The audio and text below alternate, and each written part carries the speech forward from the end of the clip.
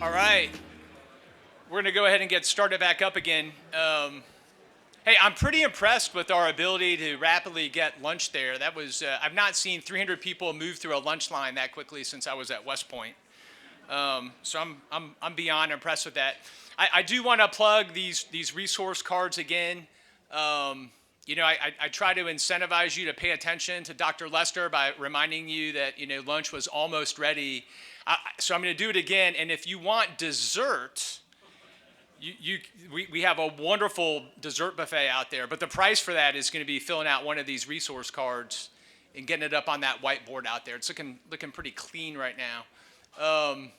And then if that does not work, then when we get ready to close out, I am going to intentionally do about an hour-long Q&A with our final panel today until we get that whiteboard covered in resource cards. But again, please take some thought to when you fill that out. We've heard lots of great examples of what a lot of our employers and some of our local institutions offer when it comes to workforce development programs and initiatives. And so there's more out there. I know there is. So please take the time to fill that out. And again, our goal to you is to turn around a workforce directory that we can use and make it a living document. So introducing our next speaker, I will tell you we are truly lucky in the state of Georgia to have a proactively postured resource like the University of Georgia's Carl Vinson Institute of Government. I can tell you from my experience, they are seemingly everywhere, advising and training state agencies, local workforce development boards, economic development organizations, and educational institutions on workforce development, on economic development, on strategy, and of course, public engagement projects. Our next speaker is going to help us unpack some of the statewide trends that are driving economic and of course, workforce development needs, not only now, but well into the future. And he is going to then help us explore key regional workforce lack of education here. Explore key regional workforce drivers across the entirety of the Chattahoochee Valley. So we're going to look at the Georgia side of the Chattahoochee Valley region. We're also going to dive a little bit into the Alabama side of it. So with that, please join me in welcoming the Associate Director of the University of Georgia's Carl Vinson Institute of Government, Greg Wilson.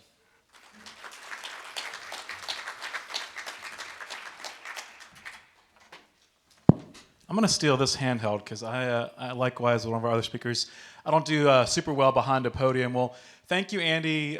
Thank you for the invitation to be here. First off, I just want to say I'm really, really excited.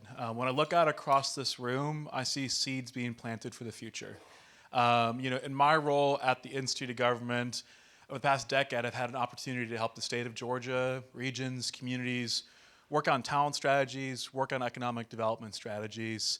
And it takes groups like this coming together, doing the hard work of alignment, doing the hard work of figuring out how do we meet these challenges, how do we meet the easy challenges, but also as I've been listening, I've been hearing some grand challenges too, things that we're going to have to work on and solve to drive our region forward. So thank y'all for being here. As I was thinking about this presentation, listening to everything this morning, it's kind of ditto. I think what I want to do is I want to build upon what you've heard this morning. How many of y'all say you really like data? Raise your hands. Oh, wow. Okay. Usually when I ask that question, I get like 5 people, and I'm like, I'm in the wrong group. If you don't like data, you're going to like data by the end of this. But what I want to do is bring some data to the conversation we've been having. I kind of want to both take a statewide lens using Georgia, but I know I'm not going to exclude Alabama. And then I want to dive into some regional trends, the region that y'all are working with this workforce initiative, to raise some opportunities, to raise some challenges, also to raise some highlights of areas where we are really leading the future, leading the way. And I would say this is not a full workup. This is not a full workforce workup. I think we're going to highlight some trends and bring some data that'll get y'all back to the table in the months and years to come as we work to address workforce development. So a pleasure to be with you. Also, I'm really glad that the plates are plastic and the forks are plastic. I don't know if you ever have the opportunity to speak over lunch, and you got metal forks on porcelain plates. It's a nice cacophony. So excited about that. So here's our roadmap for today. We're going to start by zooming out, just kind of talking about a couple of what I would say are statewide trends that influence our work, that are driving our work. And then I want to really spend most of my time talking about some key regional workforce trends, some workforce drivers, some data points. As Andy mentioned, these slides are going to be available online with that QR code. So you don't have to try to take pictures. You can find them later and share them back out later. And at the end, whatever time we have left, I'll take questions.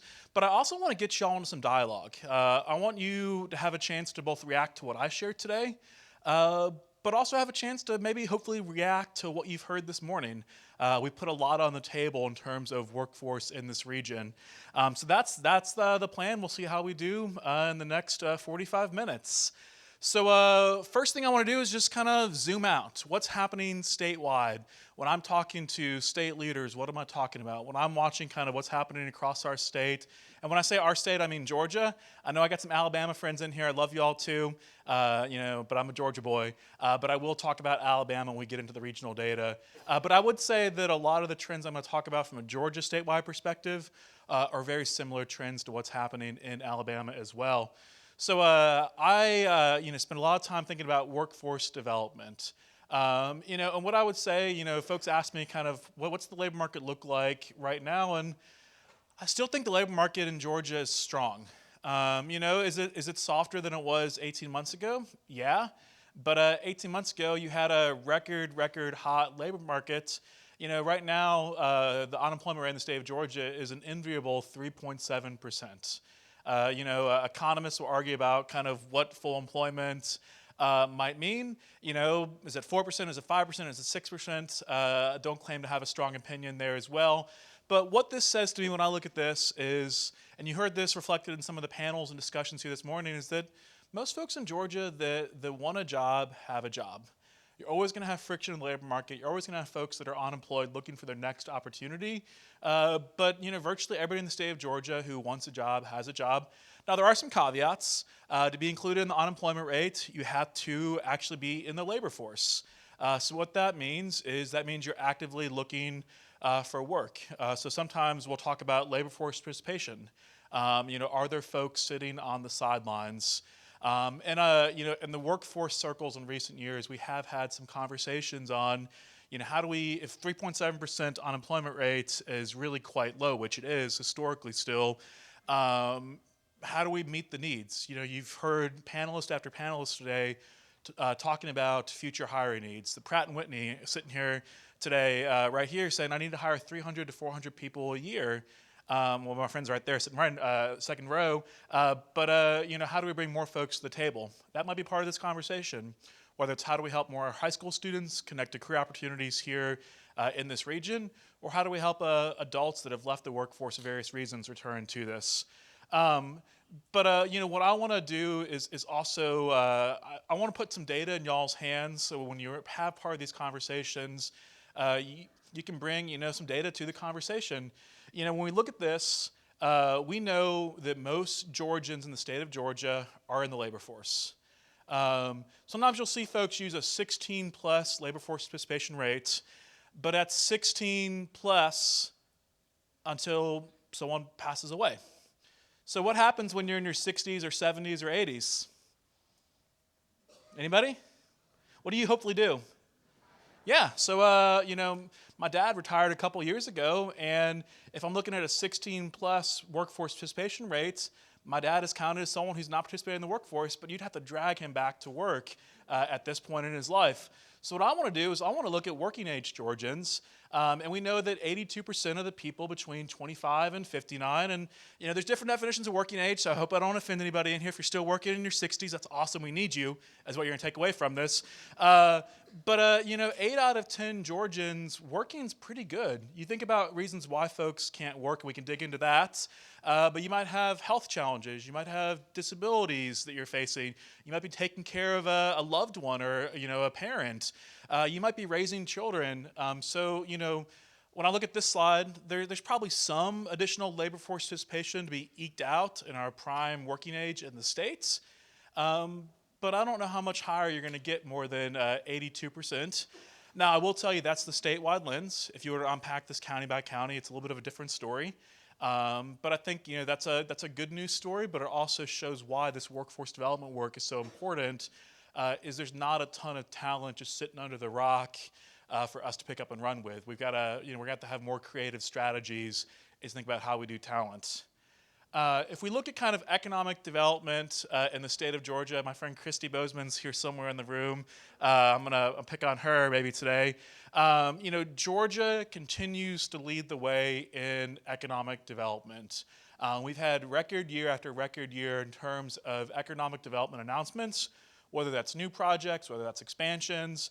And the thing that I didn't bring this map today, but if you ever hear Commissioner Wilson talk about this, we're also seeing more economic development across the entire state of Georgia. If you were to go back and look at 7 or 8 years ago, you would see a lot of the economic development announcements were centered in metro areas in North Georgia. You look at the map now, and you're really seeing it across the entire state, including a lot of projects in rural Georgia and outside of metro Atlanta. Over 400 projects, $20 billion in investment. That's a crazy number when you think about that. And then 27,000 jobs. But also what this investment number says is we talked a lot about automation and robotics here this morning. You're seeing high capital investments by companies that are really investing in technology in their locations. And then we'll kind of what's driving this at a statewide level. We're seeing a lot of announcements in advanced manufacturing, e-mobility, aerospace. We had Stuart here this morning from Kia Georgia. We've all heard about the Hyundai Meta plant and the supplier network there. Advanced manufacturing, a lot of what we're chatting about here this morning, but we're also seeing food processing and agribusiness continues to still be a leader in the state of Georgia, over $1 billion investments there as well. And then, Georgia still leads in technology, financial technology, corporate kind of solutions. A lot of that tends to be more in the metro Atlanta area as well, but still also a large job creator for us in Georgia. So I love to talk about demographics, so I'm going to try to restrain myself from going too much into demographics, so I can talk about this for the next 40 minutes if you all let me. But when we think about demographics, and you're probably wondering why we're talking about demographics and workforce, I would argue till I'm blue in the face, they're linked together. What our population looks like now, what it looks like in the future, the attributes of our population really does drive so much of community economic development, workforce development work. So if we look at the 2010s, so we look at 2010 to 2020, so our last two decennial censuses, Georgia is still a growing state. We're in an enviable position. We were the 13th fastest growing state across the United States. We have some states that aren't growing very much. That's an enviable position. And we were one of 4 states that had a population increase of over 1 million people. Also Florida, Texas, and California, which are much larger states on that level than we are in Georgia in terms of population. But also, when I saw this next slide that I'm going to show you, I want to preface it though, was I didn't believe it. And whenever you all look at data, you're like, I don't believe that. I have the privilege of working with an applied demographer who helps support work across the state of Georgia. And when he put together this slide, we were looking at it, I was like, I want you to go back and check your data. I don't believe it. So I told you a second ago that the state of Georgia's population increased by over 1 million people. But that 1 million people was what we call adult population growth. So how you're going to look at this chart here is the red line is the state's population in 2010. The black line is the state's population in 2020. Under the age of 18, over the age of 18. And when you look at this, how you want to read this is the underage 18 population in the state of Georgia increased by a total of 82 over this decade. So what that means is the under 18 age population, say, was 2 million in 2010. In 2020, it was 2 million and 82. That's how you might read that. Now, yes, people are being born and they're aging out of this, so you have that kind of action going on. But our population growth has really been in the adult population, and a lot of that's due to Georgia being a net magnet for talent and people and migration. So there's a lot of good reasons why folks do move to our states. But also think about kind of workforce development. This kind of plays out as well. This plays out in a lot of things we're trying to do. When we look at this kind of long term, we partner with the Governor's Office of Planning and Budget to produce population projections on an annual basis. And our last set of projections, which came out last year, really showed that the state of Georgia is going to continue to grow in population. We're going to grow by about 1 million people per decade, kind of how we've historically grown in the last decade as well, over the next several years. But this demographic shift is going to play out here as well, which we'll talk about. Has anybody ever read anything about the demographic cliff? I know we got some educators here in the room. Yeah, the demographic cliff. I think folks love to write about it. It's a good headline. There was a bunch of headlines again this week and last week because some new data came out from the main folks that do this work. But what I would say, and when we look at the data, we agree. There is a demographic cliff. I would put cliff in air quotes though, because when I think of cliff, I think of like falling over the Grand Canyon, right? Like I'm gonna hit the edge, and things are just gonna fall off from under us. It's more of a demographic maybe slope or slight decline. But what we do know is that 2026-ish is projected to be the high water mark, the peak number of high school graduates in the state of Georgia for the near future. But if you look at this chart, it's not like we're going to fall off the edge of the world and we're going to decline from 120,000 high school graduates to 80,000 high school graduates ever. But it does mean that the years of high school enrollment growth across the states likely aren't going to continue, and that's driven by a second thing we'll talk about in a moment. Now, it doesn't mean that we're not going to see school systems that are still seeing enrollment growth. It doesn't mean that we haven't had school systems, frankly, that have already seen enrollment declines. We have. We look at this across the whole. But this is another consideration as we're thinking about workforce development. And I don't think any of this is scary. I think this makes us want to come to the table and work on this even more, because it's going to take every solution for this. So, when you think about how populations change, there's two ways. You have births and you have deaths. And then if you draw a geography around a population, you can have migration, people moving to the geography or moving out of the geography. When we think about kind of this workforce conversation, births is certainly a topic of conversation we might want to look at. In the state of Georgia, the high water mark for the number of children born in the state was the year 2007, with about 150,000 babies being born in the state of Georgia. Our latest data has us at about 126,000 babies being born in the state of Georgia. But, we had about 1.5 million or so less Georgians in the year 2007. So if you thought about like a fertility rate, you'd see that being lower. We're not here to unpack that today. This is not a Georgia trend. This is not a U.S. trend. This is actually a worldwide trend. And we're still having a higher fertility rate than other parts of the United States. But you take this data and you flip it a little bit, I also think it kind of shows a story of where we are, which is if you take that data and you add 18 to those numbers of births, it gives you high school graduating classes. So that demographic cliff data that I showed you a moment ago, you see kind of that high watermark being high school class of 2025, 2026. And then you see, we're going to be kind of in a sustained period of a slightly lower graduating classes. Now, of course, people move in and people move out of the state of Georgia. This is more of an illustration of kind of the demographic factors at play. The other piece that I'd mention, and we'd be remiss if we didn't talk about this as we were talking about workforce development, is Georgia, like the United States and the world, has an aging population. Our friend here from Piedmont Think about the needs today, but also think about the needs in the next 10 or 20 years as our region, as our state, as our country ages. So what I wanted to bring you is the latest set of population projections broken down by age. And we're going to work with 4 buckets. So we're going to work with a students and young worker bucket that's kind of under 25.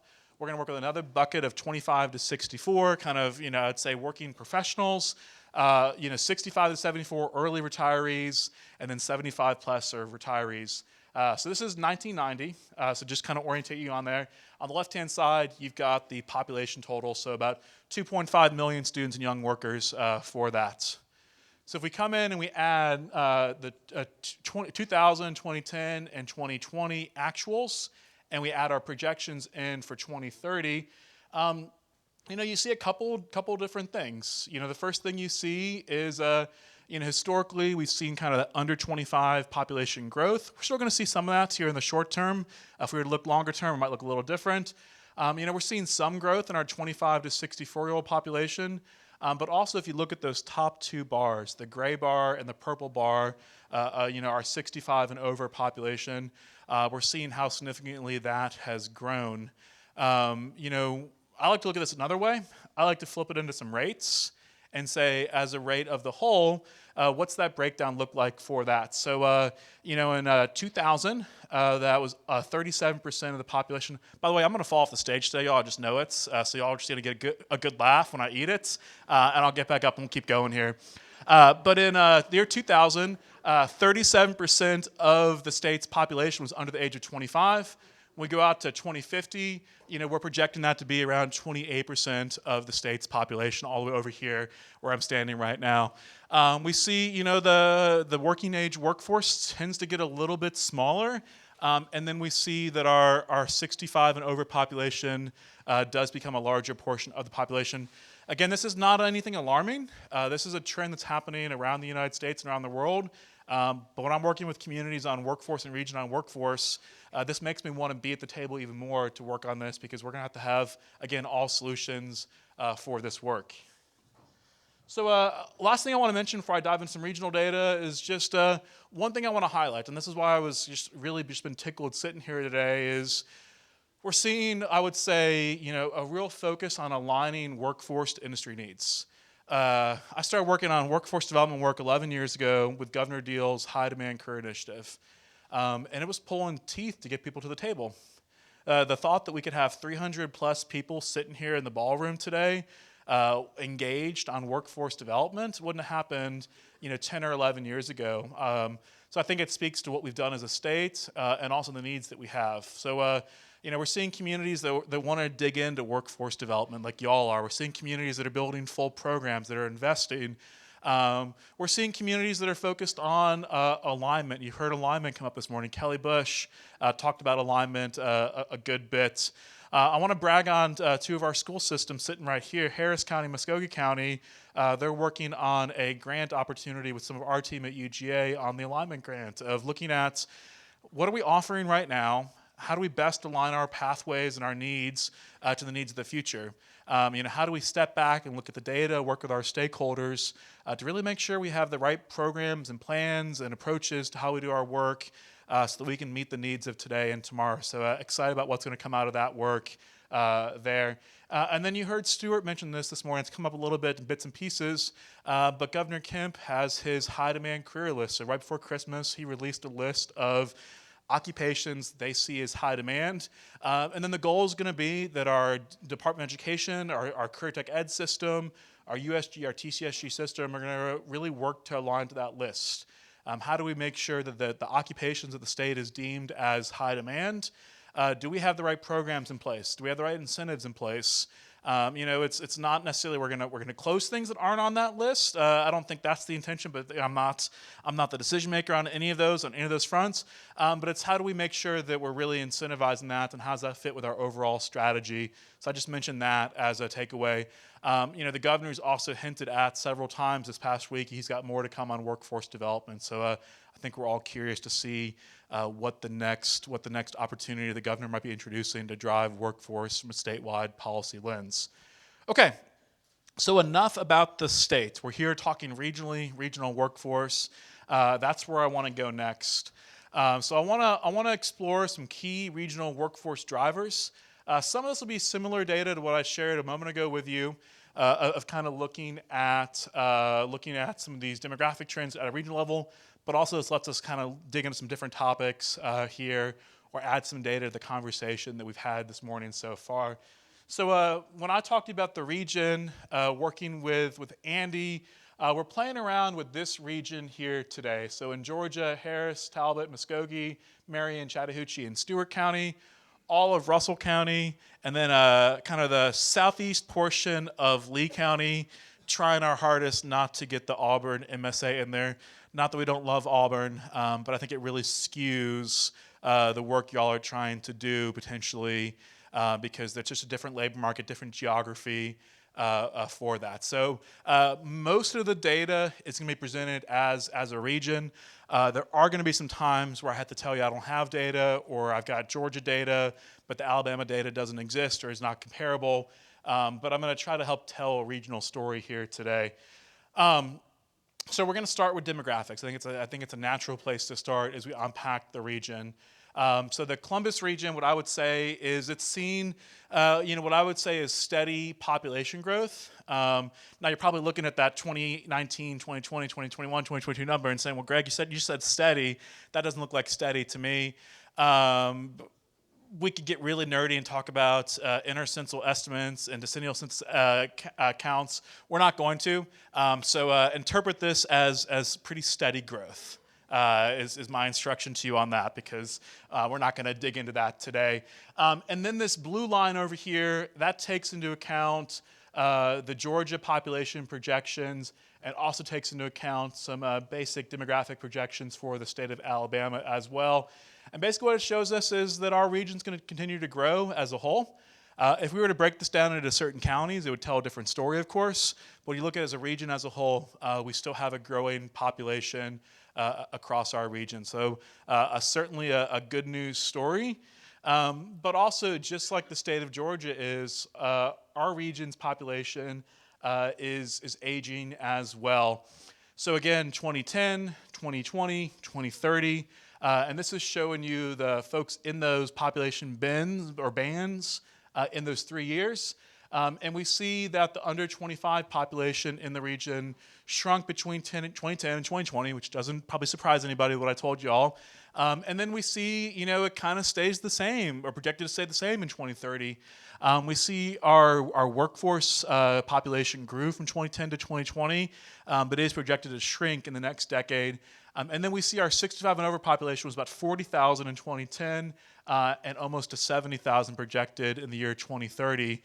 So you see, that while the population is growing, births and migration, we also see that the population is shifting here in the region as well. What we also see, though, too, is our population is going to get more diverse in the Columbus area as well. So how you might read this is 2010, 2020, 2030 as well. And it shows you 4 race and ethnicity groups here, is that our black population and our Hispanic population are drivers of growth here in this region. So when you think about this region, when you think about workforce development and workforce development strategies, you're always thinking about, well, what region do I choose? Do I just look at one county? Do I just look at a drive shed around one facility? And usually we're kind of taking a regional lens to it. Even when we've worked with a single county on workforce development, we're still looking at a regional lens, because your workforce is not just bottled up in Harris County. You might be in Harris County, but there's folks coming from all over to work in Harris County. So working with a region here today, not as easy to answer that question in the short amount of time. So what I did, just to kind of illustrate this, is we looked at Muskogee County. I know this region's larger than Muskogee County, but I just want to bring this to you as an illustration, and maybe this requires us to dig in deeper. So what we know is about 40% of the workforce in Muskogee County commutes in from other counties in Georgia and Alabama. So about 60% of the workforce in Muskogee County also lives in Muskogee County. They go to sleep in Muskogee County, think about it that way. And the other 40% of the workforce comes from elsewhere. Russell County, Alabama, Harris County, Troup County. You even see some folks from Fulton County, and the data has gotten wonkier as we've seen hybrid work and telework and whatnot. So look at this more as overall trends. Don't get hung up on the numbers. But what this says to you is that your workforce here in Columbus is a regional workforce. And I would say that for a lot of your counties, it's this case as well. And then other communities are more bedroom communities, and that's just some other case as well. But then we kind of take the flip side of the equation. We ask, well, where do folks in Muskogee County that have jobs, where do they go to work every day? Well, based on what I just showed you right here, of course we know that a lot of them work in Muskogee County as well. But we also know that folks in Columbus, they hold jobs elsewhere. You've got a contingent of folks that have jobs in the Atlanta area, or at least job addresses in the Atlanta area.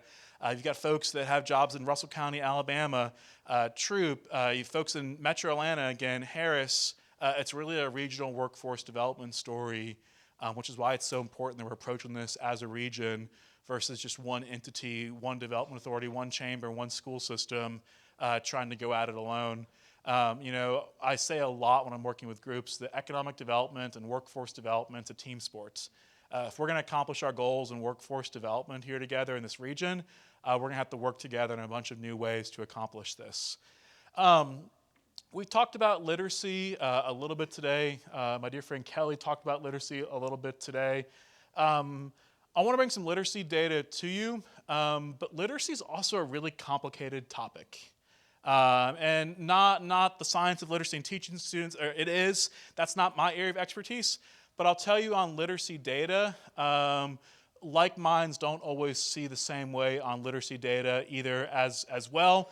But I want to bring you some data. It's complicated, but I want to bring you some data on the Georgia portion and also Alabama as well, but there's an asterisk there, which you'll see when we look at the numbers, around third graders. So in third grade, you kind of flip from reading to learn to learning to read.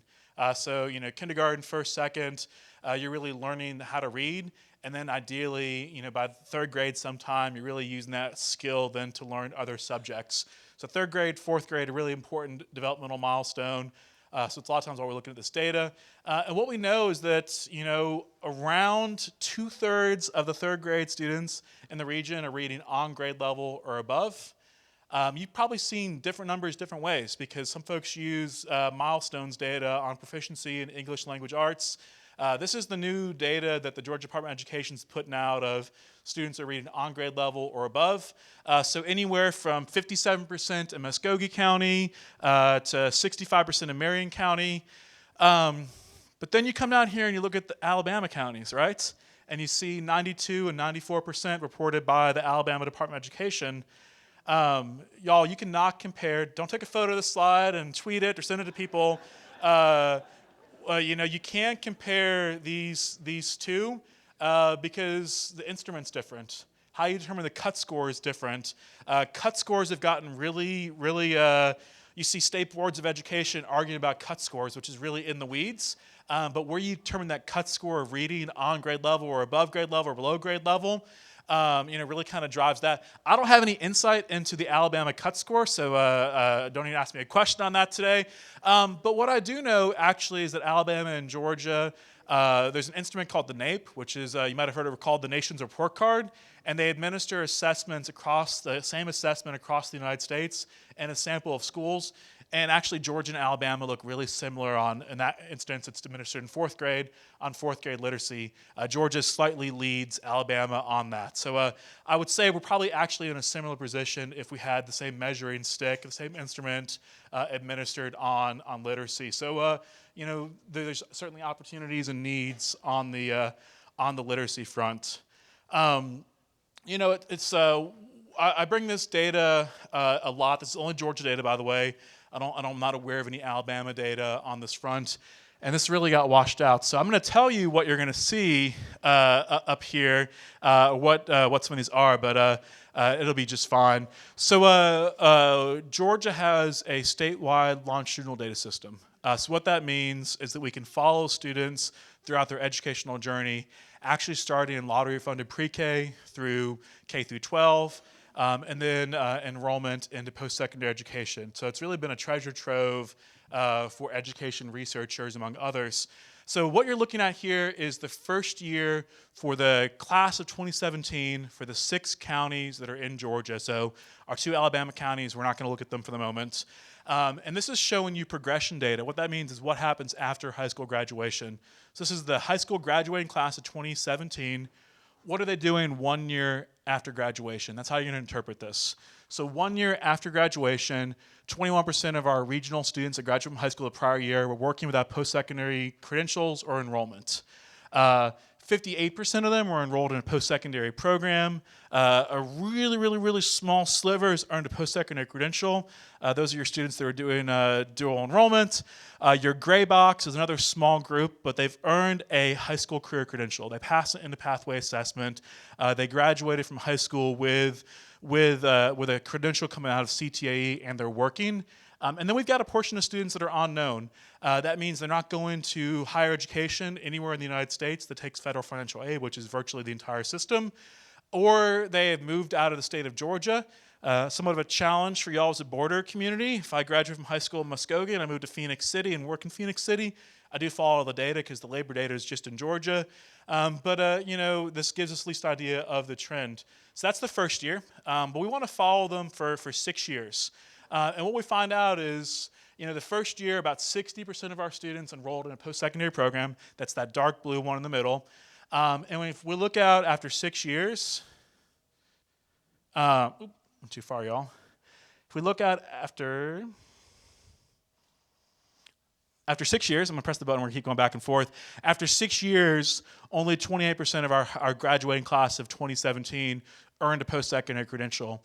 And I'm not making a value judgment on post-secondary credentials. We've had a lot of really great conversations today about lots of pathways and opportunities to be successful.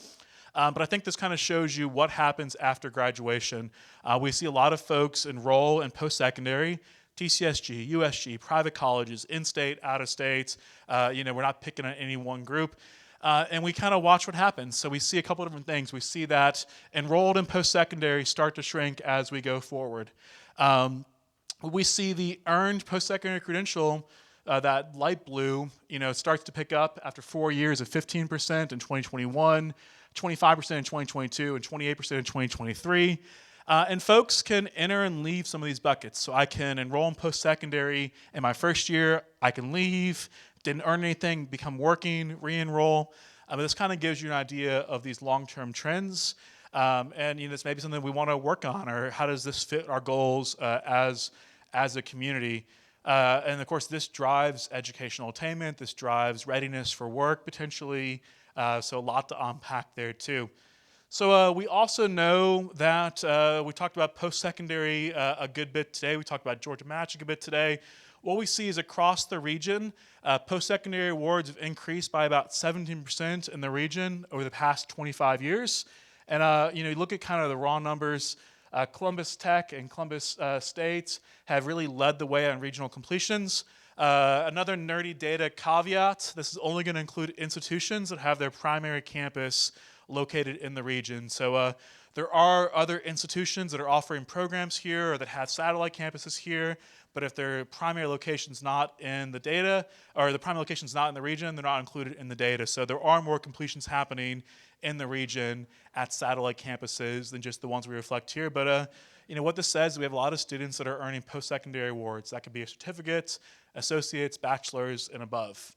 And then we can think about how that translates into educational attainment levels. So if we look at the population of this region we're talking about, so the Georgia counties and the Alabama counties, what we know is that about 40% of folks 25 and over here have either a high school diploma or they didn't finish high school. So you've got 12% of the population in the region that is yet to, or has not finished high school or an equivalency.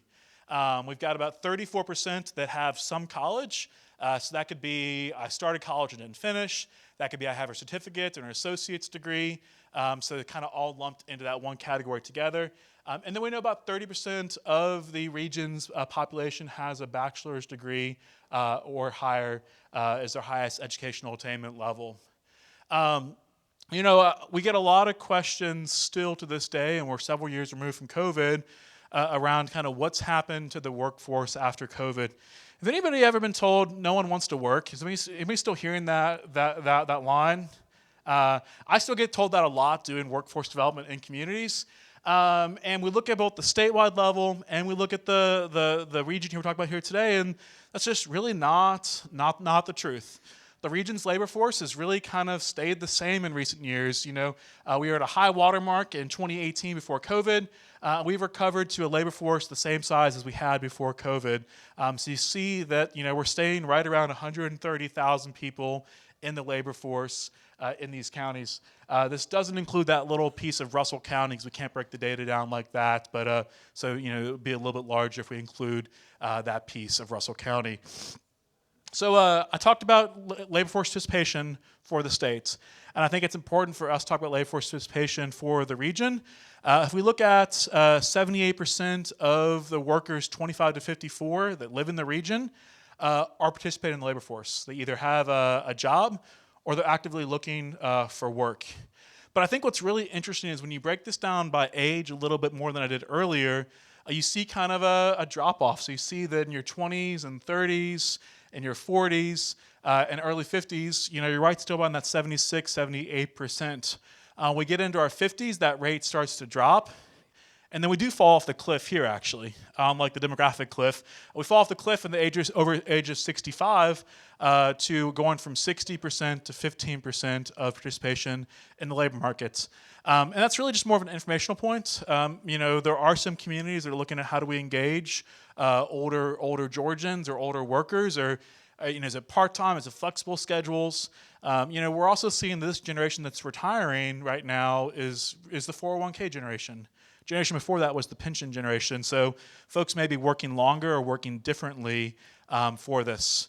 Last thing I want to mention, and then we're going to get into some questions and dialogue and whatever else time we have here, is we see in this region still really a near record low unemployment rate. So, anywhere between high 2s and 5% of unemployment rates. I know you all have the slides, or you will have the slides. You can check this out. But I want to pause there and see what kind of questions y'all have on this data. Kind of what is this generating for y'all? Happy to chat.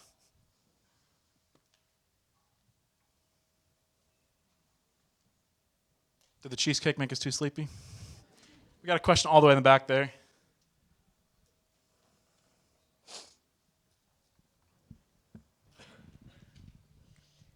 Hello.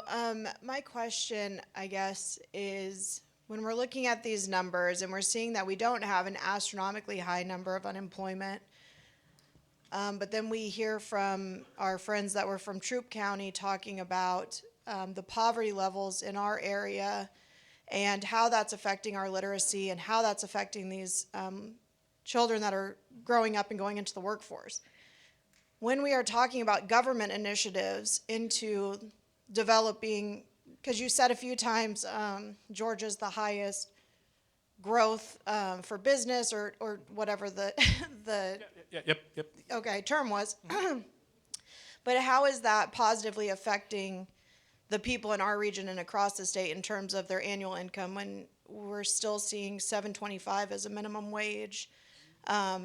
Is there any plan trying to be put into place where we are going to see that kind of trickle-down effect, as they say, where there's going to be more incentive for people to go into the workforce? So that's a great question, a lot to unpack there. I could spend all 10 minutes unpacking that. I want to hit a couple of highlights. First thing I would say is, when communities are having conversations like this, usually what undergirds it is how do we create more economic mobility? How do we create more opportunities in our community? How do we attract and retain more high-paying jobs? When you look at those economic development announcements, those tend to be high-wage jobs. Those tend to be well above that, wage for the state of Georgia.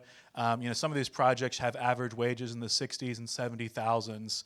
So that certainly does create economic mobility, and I think that's why we're working on workforce development. Workforce development in many communities is a way to drive that economic mobility, to create more jobs that have family-sustaining wages. So I think that's why we're at the table time and time again on this topic. What else? one over here in the middle, it looks like. So you gave us data on the overall workforce, and we know there's a decline in the workforce going into education. Do you have data that you could share with us on the percentage of individuals entering college with a major in education and the percentage that complete that degree? Ooh, I don't have that data.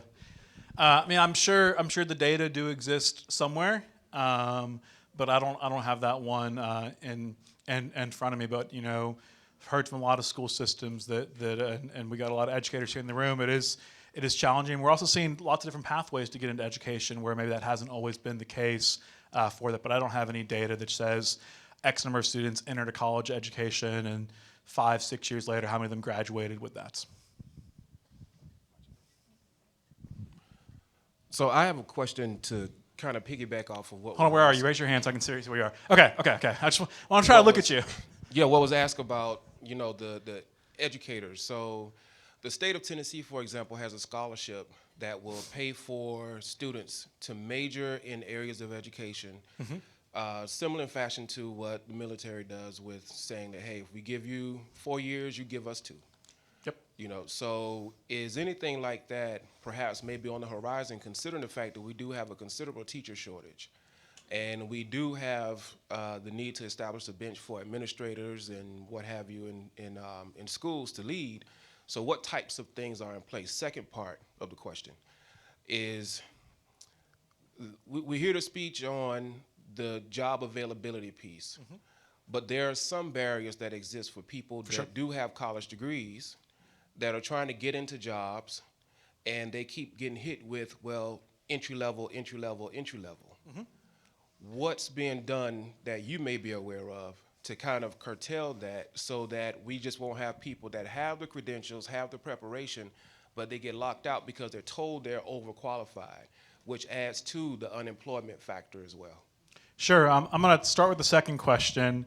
I would say that a piece of that, there's certainly a job readiness piece that we've kind of alluded to this morning, but I'd also say a piece of that too is alignment. What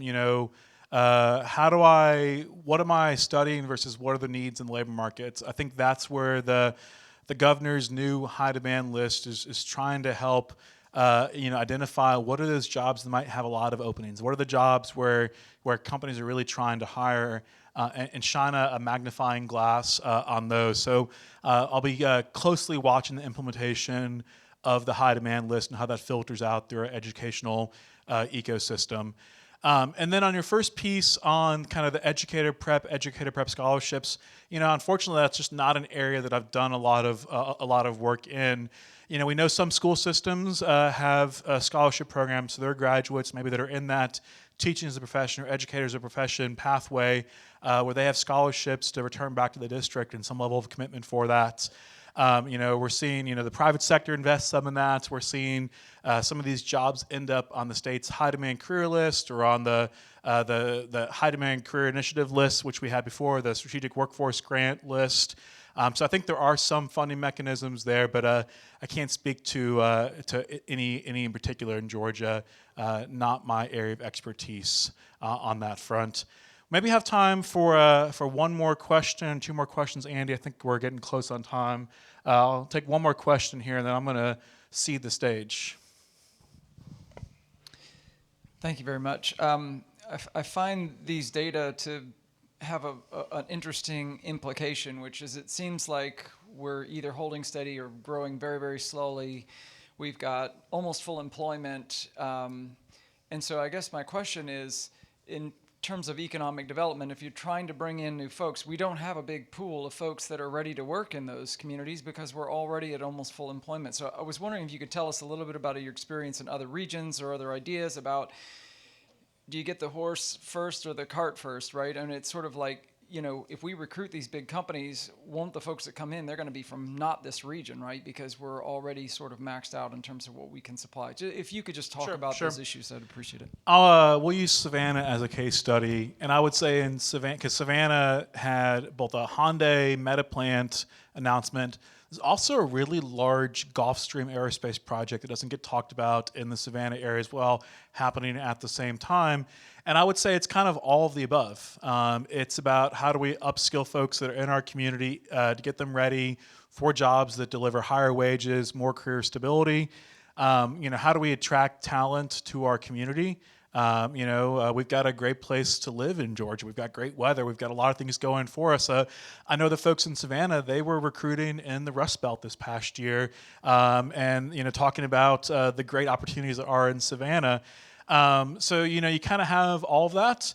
And then I would say that this all ties back to community development. It's been interesting kind of watching some of the work in Savannah as they're working on, topics like workforce development, of course, but they're also looking at housing because they know that housing is going to be a need to drive growth in that community. They're looking at issues like childcare because they've heard from employers and from workers and those that want to be in the workforce that finding affordable, quality childcare. I've got a 3-year-old, and how challenging that can be. We haven't talked about it all today. I'm surprised it hasn't come up, but in the Savannah area, they're working on second chance hiring, and those that might be justice involved, and how do we, help them to navigate the interview process? How do we identify employers that are hiring in that space? So, it's kind of an all of the above strategy, and I think that's what we're seeing a lot of communities look at is it's our existing workforce upskilling, creating more opportunities.